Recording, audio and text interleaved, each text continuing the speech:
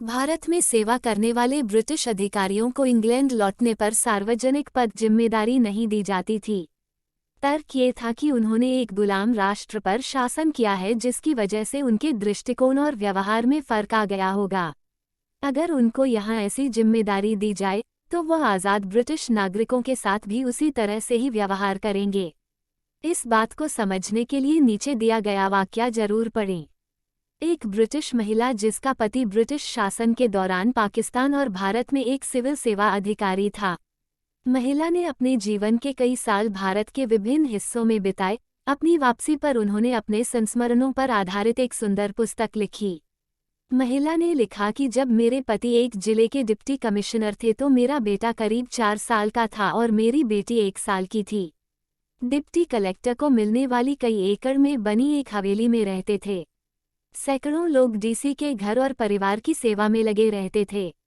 हर दिन पार्टियां होती थीं। जिले के बड़े जमींदार हमें अपने शिकार कार्यक्रमों में आमंत्रित करने में गर्व महसूस करते थे और हम जिसके पास जाते थे वह इसे सम्मान मानता था। हमारी शान और शौकत ऐसी थी कि ब्रिटेन में महारानी और शाही परिवार भी मुश्किल से मिलती होगी। ट्रेन यात्रा के दौरान डिप्टी कमिश्नर के परिवार के लिए नवाबी ठाट से लैस एक आलीशान कंपार्टमेंट आरक्षित किया जाता था। जब हम ट्रेन में चढ़ते तो सफ़ेद कपड़े वाला ड्राइवर दोनों हाथ बांधकर हमारे सामने खड़ा हो जाता और यात्रा शुरू करने की अनुमति मांगता। अनुमति मिलने के बाद ही ट्रेन चलने लगती।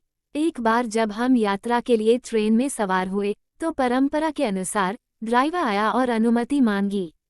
इससे पहले कि मैं कुछ बोल पाती, मेरे बेटे का किसी कारण से मूड खराब था। उसने ड्राइवर को गाड़ी न चलाने को कहा। ड्राइवर ने हुक्म बजा लाते हुए कहा, जो हुक्म छोटे सरकार। कुछ देर बाद स्टेशन मास्टर समेत पूरा स्टाफ इकट्ठा हो गया और मेरे 4 साल के बेटे से भीख मांगने लगा, लेकिन उसने ट्रेन को चलाने से मना कर दिया। आखिरकार बड़ी मुश्किल से मैंने अपने बेटे को कई चॉकलेट के वादे पर ट्रेन चलाने के लिए राजी किया और यात्रा शुरू हुई। कुछ महीने बाद वह महिला अपने दोस्तों और रिश्तेदारों से मिलने यूके लौट आई। वह जहाज से लंदन पहुंचे। उनकी रिहाइश वेल्स में एक काउंटी में थी जिसके लिए उन्हें ट्रेन से यात्रा करनी थी। वह महिला स्टेशन पर एक बेंच पर अपनी बेटी और बेटे को बैठाकर टिकट लेने चली गई।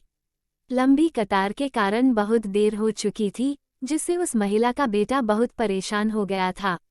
जब वह ट्रेन में चढ़े तो आलीशान कंपाउंड की जगह फर्स्ट क्लास की सीटें देखकर उस बच्चे को फिर गुस्सा आ गया। ट्रेन ने समय पर यात्रा शुरू की तो वह बच्चा लगातार चीखने चिल्लाने लगा। वह जोर से कह रहा था, ये कैसा उल्लू का पट्टा ड्राइवर है। उसने हमारी अनुमति के बिना ट्रेन चलाना शुरू कर दी है। मैं पापा को बोलकर इसे जूते लगवा लूंगा। महिला को बच्चे को ये समझाना मुश्किल हो रहा था कि ये उसके पिता का जिला नहीं है, यह एक स्वतंत्र देश है। यहाँ डिप्टी कमिश्नर जैसा तीसरे दर्जे का सरकारी अफसर तो क्या प्रधानमंत्री और राजा को भी यह अख्तियार नहीं है कि वो लोगों को अपने अहंकार को संतुष्ट करने के लिए अपमानित कर सके। आज भले ही हमने अंग्रेजों को खदेड़ दिया है, लेकिन हमने गुलामी को अभी तक देशबदर नहीं किया। आज भी कई अधिकारी, एसपी, मंत्री, सलाहकार और राजनेता अपने अहंकार को संतुष्ट करने के लिए आम लोगों को घंटों सड़कों पर परेशान करते हैं। प्रोटोकॉल आम जनता की सुविधा के लिए होना चाहिए, न कि उनके लिए परेशानी का कारण।